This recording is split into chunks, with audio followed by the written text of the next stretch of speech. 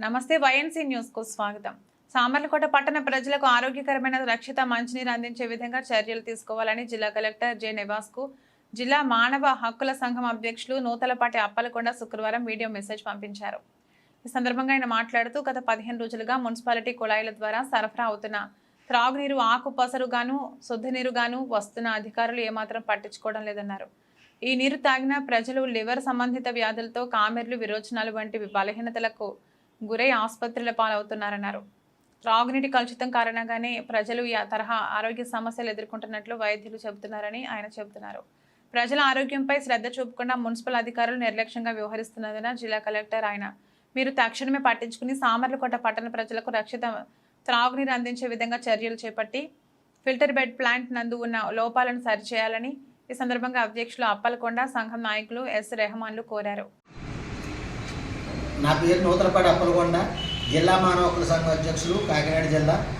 ఇవాళ సామర్లకోటలో ఉన్నటువంటి filter bad దగ్గర అండి, అక్కడ సామర్లకోట పట్టణానికి అందించవలసిన వాటర్ ట్యాంక్ ఫిల్టర్ బ్యాడ్ అన్నీ కూడా పాడైపోవడం వలన 15 రోజులు బట్టి మంచినీళ్ళు పసర రంగుతోనూ నీసు వాసనతోనూ రావడం జరుగుతుంది.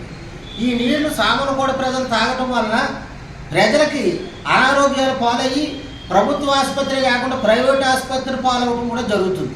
దీనికి అధికారులు ఈ 15 రోజులు బట్టి ఎందుకు పట్టించుకుంటూ లేదో ప్రజాప్రతినిధులు కానీ ప్రభుత్వ అధికారులు కూడా పట్టించుకోకపోవటం ఇది చాలా బాధాకర విషయం. ఈ వాటర్ తాగటం వలన ప్రజలకి పచ్చకామెర్లు, లివర్ పాడవటం, అలాగే టైఫాయిడ్ జ్వరాలు, వివిధ రొప్పలు, దగ్గులు, జ్వరం అనేక రకాల రోగాలు రావడానికి అవకాశం ఉందని కూడా డాక్టర్లు మాకు కూడా చెప్పడం జరిగింది.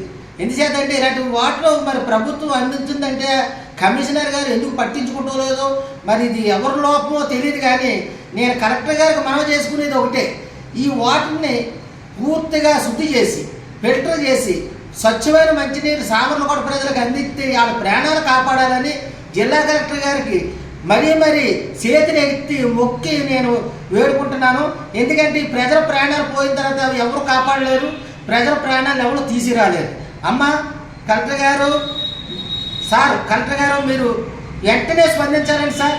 ఎందుకంటే మరి అధికారులు ఇక్కడ కింద ఎవరి లోపమో తెలియదు, కానీ వెంటనే మీరు నివేదిక తెప్పించుకుని స్వచ్ఛమైన మంచినీటి సామాన్లు కూడా ప్రజలకు అందించాలని కలెక్టర్ గారిని మరి నేను కోరుకుంటున్నాను. Thank you sir.